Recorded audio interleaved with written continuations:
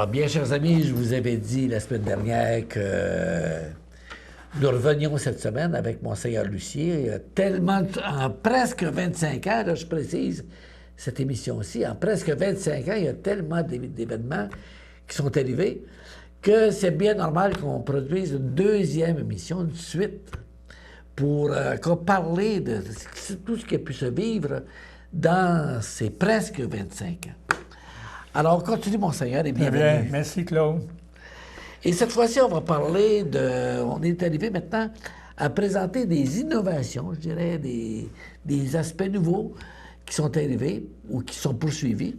Et on pourrait parler du centre marial, Marie-Reine des Cœurs, qui a pris une nouvelle orientation, qui était déjà là, mais qui a pris toute une nouvelle orientation. Oui, effectivement, Oui, bonjour à nouveau, là. Quand je suis arrivé au diocèse, il y avait un lieu de pèlerinage à Tchersey, animé par la Société des Saints Apôtres. Et puis, un incendie avait malheureusement détruit une des chapelles, et puis le père Roland Barrette, qui était responsable du sanctuaire, m'avait demandé là, quoi faire, et comme une espèce de reconnaissance du centre. Alors, on a pris le temps qu'il fallait de bien discerner. Et puis, au bout d'une année, après avoir écouté les différents conseils, j'ai reconnu ce lieu de pèlerinage diocésain comme le centre marial diocésain. Et ce qui a facilité, je dirais, là, l'éclosion, on dirait, de cette nouvelle étape, de ce lieu de pèlerinage, c'était l'arrivée, l'accueil du monastère de Bethléem et de l'Assomption, des moniales, et on a eu les moines aussi de Bethléem et de l'Assomption. Alors, le centre marial diocésain, avantage à être connu, c'est un très beau site naturel, et puis il y a de l'animation, de l'accompagnement spirituel. Alors, c'est en faisant justement le ménage que j'ai retrouvé ce petit laminé qui m'avait été offert un dimanche après-midi, accompagné de maman. Nous nous étions rendus au centre marial, et le père Roland Barrette nous avait accueillis près d'une des statues. Je pense justement c'est la statue de Marie-Reine des Cœurs. Alors, et à cet emplacement-là, ou pas tellement loin maintenant, il y a eu la construction d'une nouvelle chapelle qui peut rassembler 200-250 pèlerins.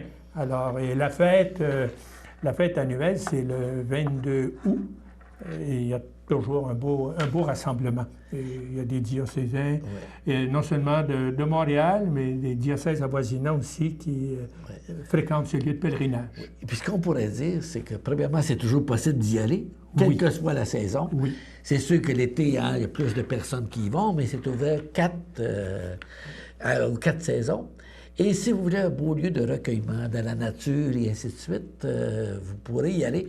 Donc, c'est la démarche qu'on peut prendre le chemin, la 125. Hein? On dépasse Rawdon et ça va être marqué sanctuaire entre Tchersey et Rawdon, en s'en allant vers Saint-Calixte. Ce qu'il y a de spécial que je vous invite à remarquer, puisque aujourd'hui on parle de Monseigneur Lucier, c'est que si jamais vous allez aller devant la nouvelle chapelle et vous allez voir des beaux vitraux faits par un artiste de notre région, M. Olivier Ferland. Vous allez voir à un moment donné dans les vitraux un évêque vous le reconnaissez avec une mitre. Cet évêque-là, ce qu'il y a de spécial, c'est qu'il y a les traits de Monseigneur Lucier. Et vous le reconnaîtrez, entre autres, à la moustache qui est peut-être assez prononcée. Oui. Elle était moins blanche à l'époque. Elle est toute brune, on la voit bien. Alors, vous pourrez... C'est un souvenir qui reste de votre épiscopat, ça. Un souvenir tangible, là. C'est ça. Alors, c'est beau, hein, je vous le mentionne. Et puis, un autre souvenir tangible aussi, c'est à côté, ce que ça a amené à côté. Qui sont les moniales de Bethléem. Les moniales de Bethléem. On est un sanctuaire, pas un sanctuaire, mais un diocèse, disons-le, privilégié par le nombre de communautés religieuses, d'hommes, de femmes, mais également de monastères. Et en parlant des monastères, quand je suis arrivé, bien sûr, il y avait les dominicaines de Berthier, qui sont rendues maintenant à Shawinigan, mais je suis sûr qu'elles nous portent toujours dans l'affection de leur prière. Mais il y avait les bénédictines de Joliette qui sont toujours là, au lieu de prière dans notre diocèse.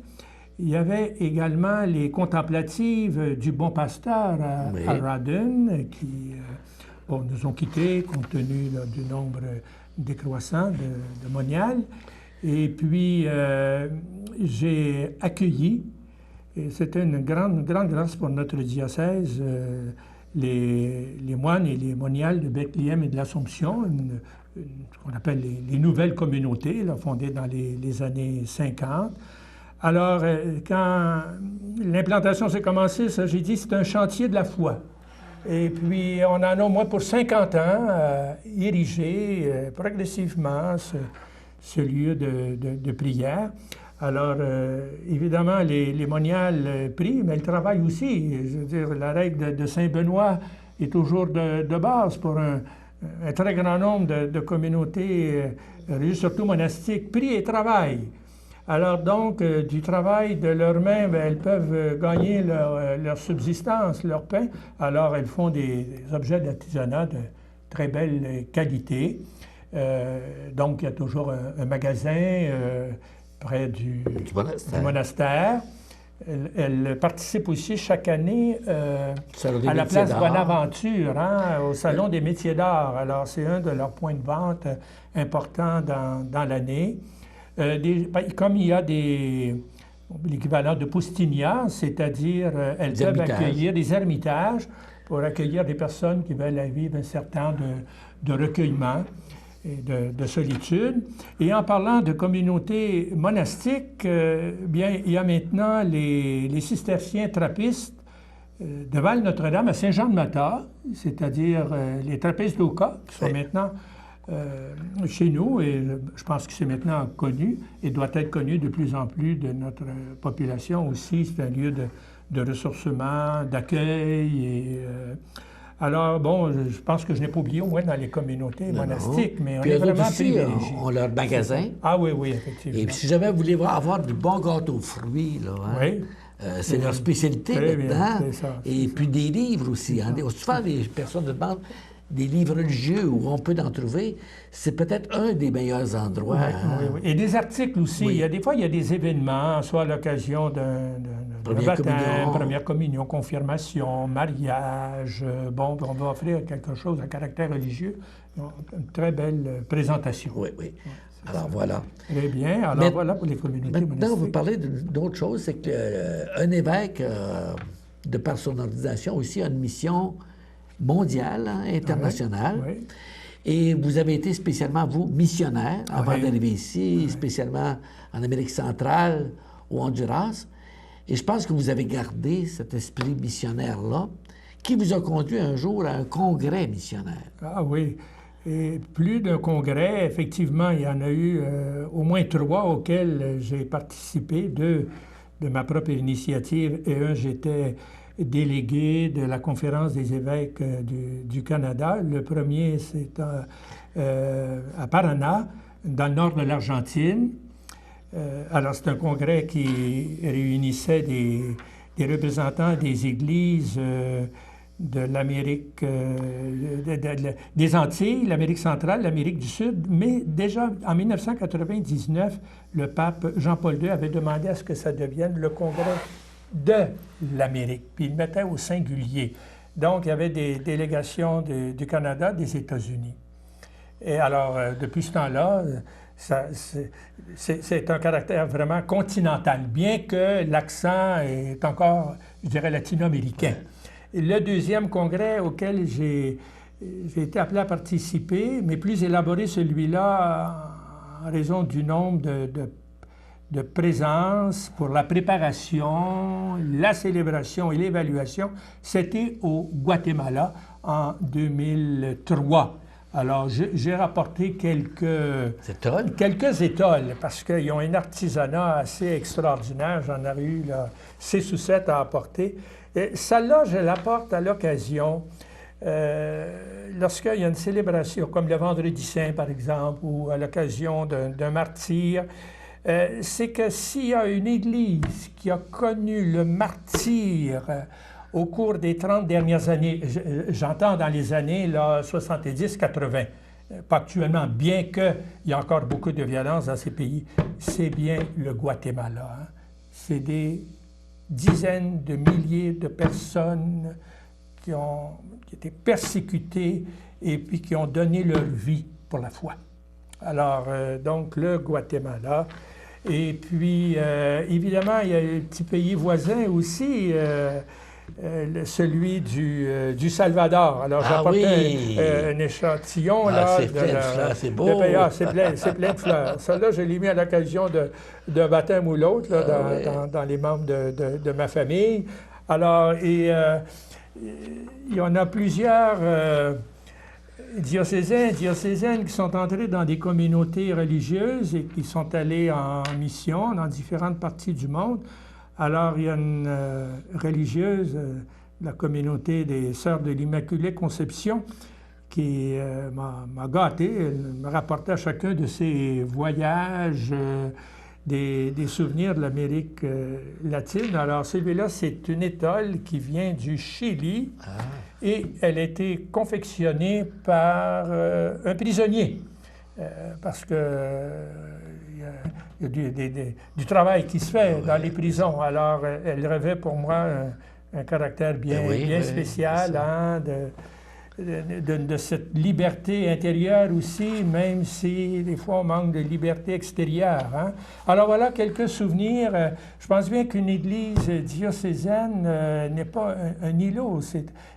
Il n'y a qu'une église, elle est universelle, mais elle prend des couleurs, je me dis, localement au niveau d'un diocèse. Alors, une portion privilégié du peuple de Dieu qui est confié à un évêque. Et quand vous parlez d'Église universelle, ça nous fait penser au pape aussi. Oui, c'est ça. C'est ainsi, c'est le pape François. Le pape François. Mais vous êtes allé à Rome à l'occasion, j'imagine, en ces 25 ans. Oui. Vous avez eu l'occasion de rencontrer un ou l'autre, j'imagine. Des périodes, je veux dire irrégulières, parce que les visites ad limina, c'est-à-dire les visites au seuil des tombeaux des apôtres Pierre et Paul, c'est ça, l'ad limina. C'est l'occasion d'aller rencontrer le Saint-Père avec ses différents collaborateurs, collaboratrices, pour rendre compte de la vitalité et aussi des difficultés de notre Église, de nos églises particulières, et pouvoir avoir, au cours d'un échange, des points de vue différents de ce qui se vit ailleurs. Alors, à chacune de ces visites, elle était aux 50 fois. Maintenant, avec l'état de santé du pape Jean-Paul II, bon, ça s'est prolongé à 6 ans. Et puis, maintenant, ça va faire 11 ans qu'on est oublié sur la liste, semble-t-il. On aurait dû s'y rendre en 2016, mais le pape François a décrété un jubilé extraordinaire de la miséricorde. Donc, il a dû alléger son programme pour pouvoir donner place à toutes ces activités qui auront lieu au cours de ce grand jubilé. Alors, c'est reporté en 2017. Voilà. Donc, et à chacune de ces visites, il y a des rencontres privilégiées avec le pape. Pour ma part, c'était avec le pape Jean-Paul II, maintenant Saint Jean-Paul II, à 2 reprises. Chacun des évêques, on a été accueillis personnellement à son bureau pour échanger avec lui pendant un bon quart d'heure, et puis être invité à sa table, une douzaine d'évêques à la fois, pouvoir concélébrer l'Eucharistie en sa présence. J'ai eu aussi l'occasion de vivre la même expérience avec le pape Benoît XVI, bien qu'il n'y avait pas eu le repas comme tel. Chaque évêque, chaque Pâques, comme les évêques, on a nos styles, nos habitudes. Et puis, à cette occasion, il y a toujours échange de cadeaux, mais c'est surtout le Saint-Père qui est généreux envers les évêques. Alors, c'est l'offre de croix pectorale. Alors ici, c'est celle qui m'avait été, ou qui nous avait été offerte à chacun des évêques par le pape Benoît XVI. Bien sûr, avec toute une symbolique des différents mystères de la vie du Christ. Alors, je ne l'ai pas utilisé encore. Je m'étais dit, je veux dire, je porte déjà ma croix pectorale. Je dis, bon, j'en ferai peut-être cadeau, sinon à notre nouvel évêque, s'il n'y en a pas suffisamment, ou un futur évêque qui sera ordonné. Alors voilà un souvenir du pape. Alors c'est des temps vraiment, vraiment privilégiés qui nourrissent la communion entre nous. Hein. Et le pape François est très soucieux à ce que les évêques du monde entier travaillent de plus en plus en collégialité et puis en ayant le souci de l'Église universelle. Et puis, disons que la mission, hein, on peut dire qu'on nous autres aussi, on est dans la mission chez nous, mais plus spécialement, on a un petit coin de chez nous, dans le Nord, qui est plus spécialement missionnaire. Oui. Et que vous desservez vous-même depuis quelques années. Oui, déjà plus de 8 ans. Ça fait 8 ans au mois d'août dernier. Alors, je l'ai souligné dans l'émission antérieure, notre diocèse s'étend maintenant jusqu'à Manawan, la communauté ou la mission Saint-Jean de Brébeuf. Pour moi, j'ai trouvé ça comme une grande grâce du Seigneur, bien que ça amène du travail, les grâces du Seigneur, parce que j'ai dit, ça va compléter, je vais dire, mon itinéraire de vie active, mais ça va continuer sur d'autres modalités, là, même si je vais entrer dans une autre saison de la vie. J'ai commencé comme missionnaire, membre de la Société des missions étrangères, en œuvrant au Honduras pendant 4 ans. Le Honduras est situé en Amérique centrale. Et puis, c'est pourquoi je me suis joint à la première équipe que j'ai nommée pour la Manawan. Alors, j'ai apporté quelques exhibits. Évidemment, c'est fait avec le boulot. C'est un travail artisanal très, très intéressant. Et puis, celui-là, j'ai tenu à l'apporter parce que le chef de la Manawan, présentement, c'est Jean-Roch Ottawa, a eu la délicatesse de m'inviter à déjeuner chez lui, puis avec son épouse, ses enfants, le jour de Noël au matin. Alors, j'étais allé célébrer la fête de Noël le 24 au soir, et puis le 24 au matin, il y a Sœur Hélène qui... La coordinatrice, je peux dire, qui était une présence permanente de l'équipe à Manawan, nous a invités à un bon déjeuner.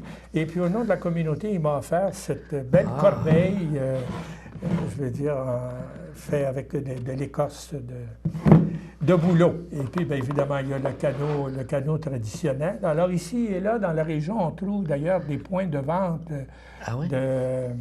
des objets artisanaux de Manawan. Depuis quelques années aussi, ils ont repris, peut-être ça existait avant, mais ce grand rassemblement qu'on appelle le PAWA, au début du mois d'août. Alors, et c'est de fréquenter de plus en plus. Hein. Je pense qu'il faut s'ouvrir de plus en plus à nos richesses mutuelles. Comme vous disiez, la mission est universelle, mais... Souvent, le Canada et le Québec, c'est un composite de différentes cultures. Hein? On l'a souligné tantôt en voyant les armoiries du diocèse de Joliette. Alors, je pense qu'il faut développer de plus en plus des liens avec les communautés autochtones chez nous et moi, d'une façon spéciale, les Atikamekw. Il y a 3 communautés Atikamekw. Il y a Manawan, Wimontashi, au nord de la Tuque, et puis Obidjouan, qui, je dirais, à l'ouest de Roberval. Alors, ils sont vraiment au cœur du territoire québécois. Hein? Alors, qu'il soit aussi dans nos cœurs, hein, dans ces liens de fraternité qu'on développe entre nous. Mais en pensant aux Atikamekw, j'ai cru bon aussi y rattacher, je dirais, la présence de la nation métisse contemporaine. Il y a 2 ans, 3 ans maintenant, M. Claude Sanson, qui est le chef ou le président de cette nouvelle association de la nation métisse contemporaine, était venu me rencontrer pour me faire connaître la réalité de la présence métisse au Québec et dans la région de la Naudière. J'ai été surpris du nombre de familles de chez nous qui ont des racines amérindiennes. Et nos rencontres nous ont conduits en 2013, comment le temps va vite, oui. Je veux dire, à signer ce qu'on a appelé un traité de réconciliation, en reconnaissant de part et d'autre qu'au cours de l'histoire, il y a eu des traitements inappropriés, mais que le temps était venu maintenant de la réconciliation et de travailler ensemble pour bâtir un avenir meilleur et d'entraide entre les nations. Et puis, il y a un monument. Oui, c'est ça que j'allais dire. Alors, je vous laisse compléter. Oui, alors si jamais vous allez à l'île du Pas, on a parlé de l'île du Pas, qui est le berceau de la Naudière, hein, avec ses 300 ans d'histoire. En arrivant tout près de l'église, mais avant l'église, vous verrez un monument avec des drapeaux qui ont ce sigle-ci. Et vous verrez que c'est un monument dédié au Métis, mais plus spécialement à la famille de Louis Riel, qui est un leader des Métis, et dont le père était baptisé à Berthier. Ah oui. Alors, voyez-vous, hein, c'est ça. Maintenant, le temps file, hein? Encore, On est rendu presque à la fin de notre 2e émission. Et je ne voudrais pas vous laisser, Monseigneur, sans partir. On a parlé du survol des événements. Mais ça, c'était vécu par une personne et surtout par un cœur. Hein? Un cœur de pasteur, un cœur d'évêque. Qu'est-ce que vous tenez de tout ce ministère épiscopal? Ah, mon Dieu, là, c'est quasiment le bilan. Puis, oui.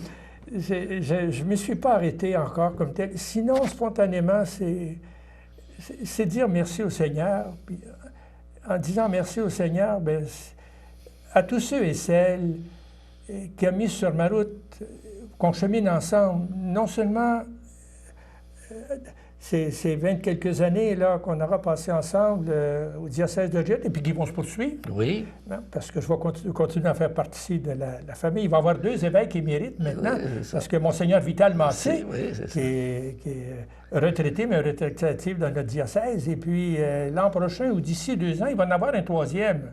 Oui? Oui, dont Yvon Joseph Moreau. Ah oui, ça vrai, oui. Moine cistercien qui est évêque Sainte-Anne d'Apocatière, va être aussi évêque émérite. Donc, il va y avoir 3 évêques émérites dans le diocèse qui vont demeurer, bien sûr, en état de service. Mais c'est un grand sentiment d'action de grâce. Et puis, quand je regarde l'ensemble de ma vie, je me dis, je suis un grand comblé du Seigneur. C'est-à-dire, son amour est sans limite. Et puis, j'ai essayé, puis je continue à essayer avec mes limites et puis mes faiblesses, hein, mes accros de temps en temps, je veux dire de refléter cet amour et puis cette joie qu'apporte l'Évangile aussi. Je veux dire, j'ai été fort impressionné par, je dirais, la première lettre encyclique là, du pape François, son espèce de programme, là, la joie de l'Évangile. Alors, bien modestement, c'est ce que j'ai essayé de rayonner. Quand j'allais dans les écoles, on me demandait qu'est-ce que ça fait un évêque. Et puis, alors, évidemment, il y en a pour annoncer la parole, célébrer les sacrements. Hein, puis, bien sûr, il y a un côté administratif. Mais je dirais, l'évêque, c'est comme dans une équipe. Et puis souvent, c'était à l'automne. Et puis, l'hiver, alors, c'était le hockey. Alors, c'est le capitaine.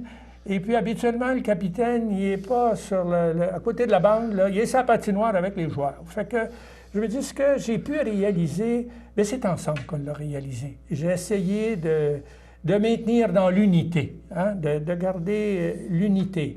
Je me souviens quand je suis arrivé à Rawdon, c'était vers la fin de ma première tournée, là, puis j'entendais tout ce qui se vivait à grandeur du diocèse, mais je disais, puis là, vous allez me pardonner l'expression, mais il va falloir sortir de notre esprit clocher, puis s'ouvrir les uns aux autres et puis partager nos richesses. On forme une grande famille, le diocèse de Joliette. Alors, après toutes ces années, j'espère qu'on a pu progresser ensemble. Hein, et, j'en reviens à ce que je disais au tout début de l'émission précédente, ma devise, rassembler en un seul corps. Et puis, je n'ai pas trouvé de moi-même ces paroles, c'est dans la prière eucharistique. Le Christ est venu rassembler dans l'unité les enfants de Dieu dispersés. Et puis, un évêque, puis c'est ce que j'ai essayé de vivre. C'est à la fois un frère dans la foi, c'est un guide, c'est un pasteur, mais c'est quand même aussi le père spirituel de la communauté. Alors, qu'est-ce que les parents ont plus à cœur? C'est de garder dans l'unité. Puis de traiter chacun de ses membres, puis je dirais chaque communauté paroissiale, avec ce qu'elle est, puis sans faire de comparaison. C'est sûr qu'il y a eu des moments plus difficiles, mais mon point de comparaison a toujours été qu'est-ce que vivent les familles. Je me dis, le quotidien, ce qui se vit à l'intérieur d'une semaine, d'un mois, d'une année, ce que les parents ont à vivre, de joie, de peine, de tristesse, mais la vie va en avant. Alors, voilà, c'est ce qui habite mon cœur, là. C'est de la reconnaissance pour tous et chacun et chacune. Puis je suis très heureux de bénéficier, encore une fois, de CTRB. Et puis, je pense que la même émission est retransmise. CTB. Alors, de rejoindre le plus grand nombre de diocésaines, puis que ce soit des membres de l'Église catholique, mais je dirais de tous l'anaudois et l'anaudoise, parce que je me dis, on porte tous des mêmes valeurs de fraternité, d'entraide. Quand je parcours nos hebdos régionaux, je vois tout ce qui se fait pour s'ouvrir à l'autre et s'entraider. Puis je suis sûr que ça va continuer. Alors, Monseigneur, c'est à mon tour de vous dire merci. Moi, je me souviens aussi, quand vous êtes arrivé au diocèse, la célébration d'accueil qu'on s'apprête à vivre pour Monseigneur Poisson, vous aviez pris un texte de la Bible dans l'Ancien Testament qui nous invitait à être des guetteurs. Des guetteurs, hein? la nuit. Avec comme des hiboux. Oui, j'aurais pas porté un hibou. Oui. Alors, comme ceux qui sont allés ont eu le privilège d'entrer dans votre bureau, on peut voir comment il y avait de hiboux dans votre bureau. J'ai arrêté de les compter, là, mais si ça n'atteint pas 500, c'est pas loin. C'est ça. Une bonne partie de la collection est rendue maintenant chez moi. Ma famille m'a dit, il ne faut pas que tu te départisses de ça. Alors, c'est l'héritage familial, là, mais c'est autant de souvenirs de votre amitié. Alors, merci infiniment d'avoir guetté pour nous et avec nous. Puis moi, en mon nom de téléspectateur, je voudrais vous offrir un livre, mon dernier. Vous avez dit que vous avez fréquenté, sillonné les paroisses du diocèse, des églises pendant toutes ces années. J'ai eu le bonheur au cours des dernières années d'écrire un livre sur les belles églises de Lanaudière. J'ai l'honneur de vous offrir le premier exemplaire. C'est vraiment le premier. Très bien, très bien. Alors, je vous le remets avec plaisir. Merci infiniment. Et puis, j'ai vraiment hâte de le parcourir, mais déjà, je te félicite pour ce travail qui va rester dans les archives du diocèse. Ça marque le temps, ça. Merci beaucoup. C'est ça. Merci. Et puis, mais pour vous recevrez beaucoup de cadeaux sûrement aussi votre départ, mais ça en fera un qui fait un survol, justement. Le plus beau cadeau, c'est celui de continuer de demeurer unis dans la prière. Vous avez souligné partout, d'une façon généreuse, mon 25e anniversaire d'épiscopat, mon 50e de presbytérat. Là, c'est le départ. Alors, j'ai demandé à ce que ça se fasse tout en douce. Donc, il y aura une célébration à la cathédrale. Je l'annonce comme ça, là, Mais tout simple, la messe de 10h30 le 25 octobre prochain. Et puis, bon, avec un petit vin de l'amitié, là, puis c'est ça. Le plus beau cadeau, là, c'est celui qu'on se fait par la présence les uns aux autres, hein? Et puis la communion qu'on aurait vécue, et puis continuer à prier les uns pour les autres. Parfait. Voilà. Alors, le temps est écoulé déjà, hein, ça va vite. Voilà. Mais, Monseigneur, félicitations, bienvenue. J'ai pas eu le temps de vous parler de vos projets de retraite. Ils viendront en temps et lieu. Dans votre retraite, je vous réinviterai. Très bien, merci. À bientôt, chers amis.